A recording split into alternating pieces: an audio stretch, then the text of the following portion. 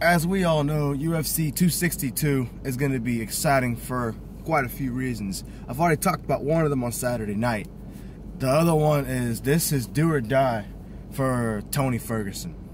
He's coming off two disappointing losses. Last year he got TKO'd by Justin Gaethje, and then which ended his 12-fight winning streak. And then at the end of last year, he got dominated by Charles Oliveira, and that's part of why I'm picking Oliveira to run through Michael Chandler.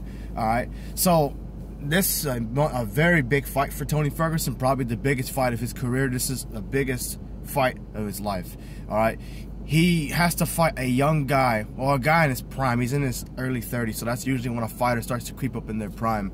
A guy who's coming off 6 fights, 6 wins, who's finished a little over half of his fights, a guy who wins most of his fights, and Beneil Dariush, if I'm saying his name right. I've seen this guy's fighting style. He has some heavy hands. He has some good takedown ability. He can submit guys. He can go the distance and beat people, no problem. He can take pain, but he can also dish it out. So this is a big problem for Tony Ferguson. See, Tony Ferguson's still in the top 10. I think he's number 5 in the lightweight division. But if he loses this fight, he might be knocked out of the top 10. All right, he can't afford to lose. He has to win, and he has to win impressively. All right, me personally, you know, I don't want to say he's done, but he's 36, 37. That's usually when fighters start to, you know, go downhill a little bit, depending on how long they've been fighting. And Tony's been in the UFC for about 10 years now. Oh, you know, sorry, I'm yawning a little bit here, but this is a very interesting fight. This could be fight of the night. It could be one of the best fights of the year. Tony's got very good stand-up. His cardio is incredible. That's never been a problem. It still hasn't been a problem today. His durability is ridiculous. He refuses to submit and tap. You know, he can cut guys up with his elbows. He's got some pretty good wrestling. He can submit guys with chokes. You know, so this is a very interesting fight. My heart wants to say Tony Ferguson just because of his fighting style, and I love him so much as a fighter. I'm a big fan of his. Love El Cucuy. That's his nickname, by the way. But my brain's telling me Beneil, simply because Beneil's won 6 fights in a row, and I think it only makes sense he beats Tony because Tony's looked bad in his last 2 fights. He'll probably look bad here.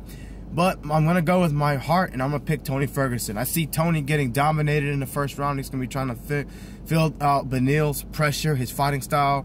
And the second round, he'll start to adapt a little bit better. I think it'll be a lot like how he fought Cowboy a few years ago. It'll be a little close. Maybe Beneil will have the edge in the first round, maybe a 10-9 over him. And then that's when Tony will start to settle in and start to take control of the fight. And then they'll go to the 3rd round, and Tony will win a split decision. That's what I see happening. It's 3 rounds, so I think Tony wins this 29-28, something like that. All 3 judges. One of them will go for Beneil, of course. I don't think it's going to be a dominant victory, but Tony will be able to at least get a win under his belt and try to rebuild his career from there. I say his career because, let's face it, he's in bad shape right now. He's lost 2 fights in a row, and neither one of them were that good at fights. It was a little competitive with Gaethje, but it was still pretty clear that Gaethje was better than him that night. There was no arguing about how he should have won that fight or whatnot. It wasn't that competitive. I'll put it to you that way. Well, that's just my opinion, you know. But it wouldn't surprise me to see Beneil win this fight. If Beneil beats Tony Ferguson, it won't be a decision. He'll knock him out, you know, in the 1st, 2nd round, or late in the 3rd round. He'll wear him out after dominating the fight to when Tony won't be able to find a rhythm. Maybe Tony will become gun-shy by then, but that's just my opinion. All right? Tell me what you guys think at the bottom.